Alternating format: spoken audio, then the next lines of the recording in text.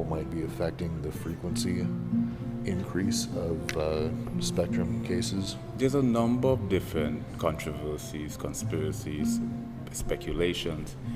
I can't determine, I don't know in that sense. And one aspect of these areas I don't invest too much time through also is the epidemiology, the history of the evolution of how it emanated. My infatuation is more within the context of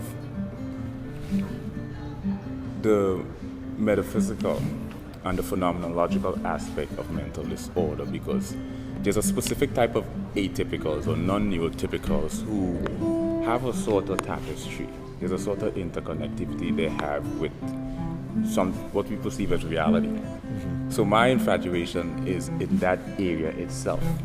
When you get into areas like existentialism and epistemology, one idea is solipsism, where a person goes into mania and they take on all these different sort of philosophical approach.